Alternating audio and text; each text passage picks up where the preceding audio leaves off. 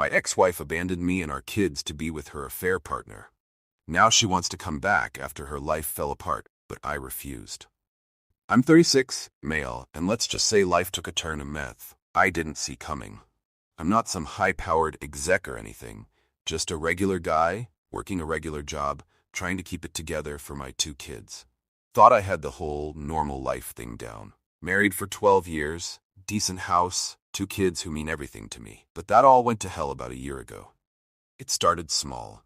You know how it is, little things you try to ignore. My wife, S, started staying late at work. At first I didn't think much of it. We all get busy, right? But then she started pulling away. Like, really pulling away. She was always on her phone, laughing at texts she wouldn't share. If I asked how her day was, I'd get some half-assed answer like, busy, I'm tired, before she'd walk off. We stopped having real conversations. And the worst part? I knew something was off, but I didn't want to believe it. Then one night, she came home smelling like someone else's cologne. I don't know what came over me, but I just asked, "Are you seeing someone else?" She froze, like a deer caught in headlights. And that silence told me everything before she even opened her mouth. "Yeah," she finally said. "There is someone." I don't know what I expected, but it wasn't her being so casual about it. She told me she met some guy at work, and things just happened. Said she wasn't happy with me anymore, hadn't been for a while, and she was leaving. Leaving me, leaving the kids, all to be with him. I felt like I'd been hit by a truck. 12 years gone, just like that. But she didn't care. She didn't even cry, didn't seem the least bit sorry, just packed a bag and left the next morning.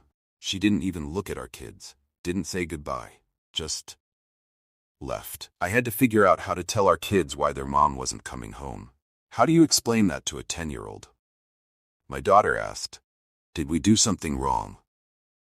I had to sit there, looking into her eyes and say, "No, sweetheart, this isn't your fault."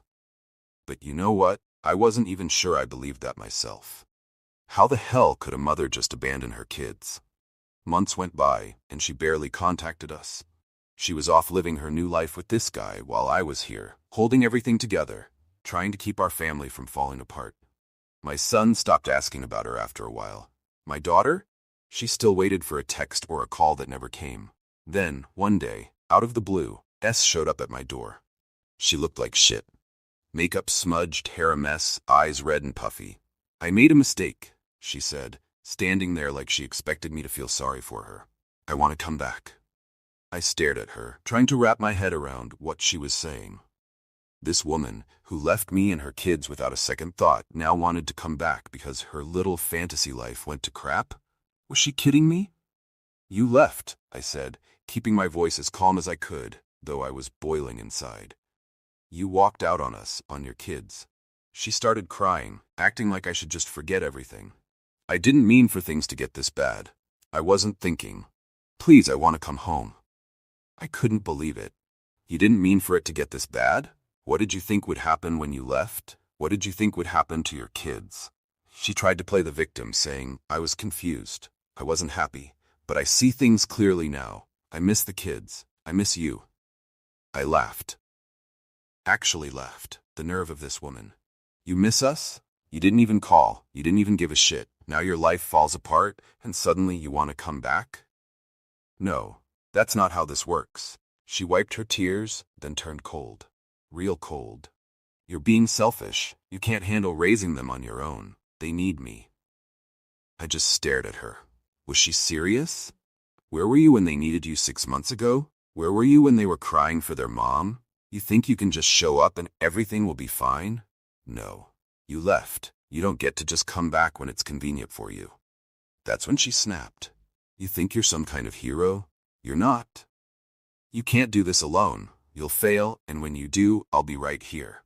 Don't think for a second you can keep them from me." I wanted to yell, scream, throw something, but I didn't. Instead I said, "You want to see the kids? You're going to have to earn it. You don't just get to walk back into their lives after abandoning them." Her face twisted into this nasty scowl. "You're making a mistake. You're going to regret this." And with that, she stormed off, slamming the door so hard the pictures on the wall shook. I stood there for a while, trying to breathe, trying to calm down.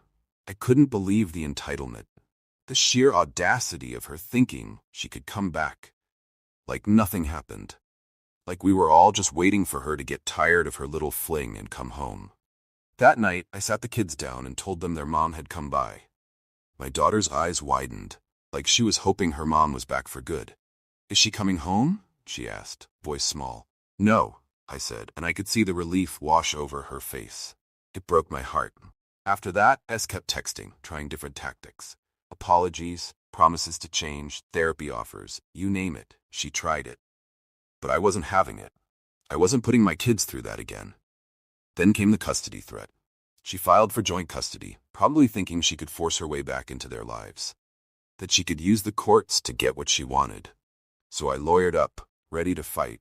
No way in hell was I letting her do this. But the day before our court date, she showed up at the house again. This time, she looked desperate. "I can't afford a lawyer," she said, voice shaky. "Can we just work something out?" I almost laughed again. "No, we're gonna court. I'm not working anything out with you." Her face fell and she left without another word. She didn't show up for the hearing. My lawyer told me she'd dropped the case. Just like that, she was gone again. It's been a few months since all that. S hasn't tried to contact me or the kids again, and honestly, good riddance. We're doing fine without her. Better even. The kids have adjusted, and while they'll never forget what she did, they don't ask about her anymore. They're learning to live without a mother who walked out on them. And I'm learning to live without the woman I thought I knew. Sometimes, late at night, I catch myself thinking about her, wondering how she could have thrown everything away like that. But then I remember that day on the porch. The way she tried to manipulate me. The way she tried to act like she had any right to come back after all the damage she caused. So yeah, I'll raise these kids on my own if I have to. And I'll make damn sure they know they were never the problem. It was her. It was always her. And if you've watched this far, maybe hit subscribe. Hell, if I survive this, you never know what's next. Might have more crazy stories to share down the line.